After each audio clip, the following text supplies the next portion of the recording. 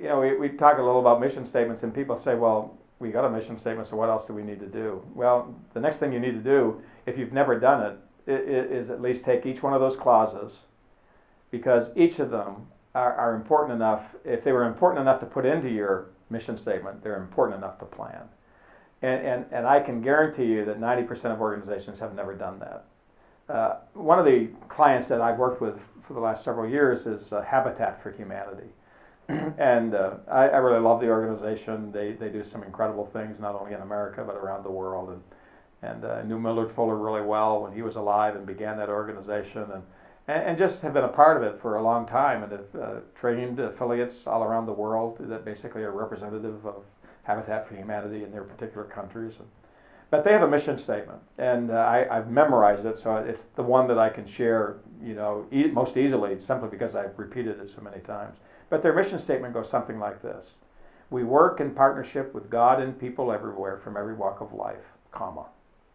Now that kind of defines who they are, that we work in partnership with God, so they've identified themselves as being a Christian organization that works with God and people everywhere. So they're a bit ecumenical in the approach that they take. They want to take the body of Christ and engage the body of Christ in the kinds of ways that are going to enable people to get things that they normally don't have. And so that's a very important clause. And then there are three other clauses, however. The next one is to build and renovate homes, comma. That's what they do. They build homes. They renovate existing facilities in large cities where basically the cost of real estate would be prohibitive to try to do the things that they want to do.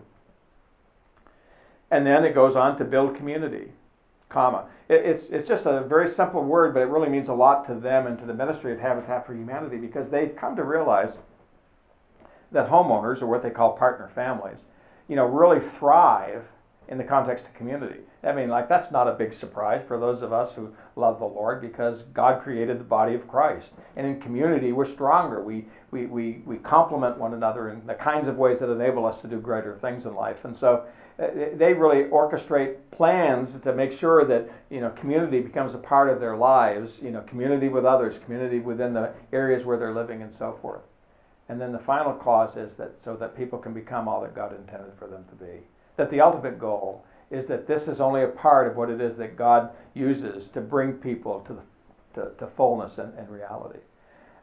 Those are four statements. But one of the things that has made Habitat for Humanity such a great organization is they have diligently planned every single component of that. And that's what most organizations don't do.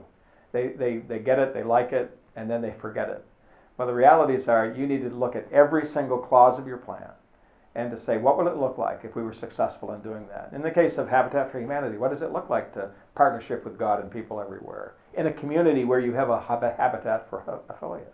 Well, now you're sitting down and you're talking about some real practical things. What can we do to build partnerships with people that are diverse and yet are in this community? And how can we work together in community to do something that's going to impact the community and not just our church or our organization? And so now it becomes really practical. That's what most organizations don't do, and that's what they absolutely must do if they're going to be successful.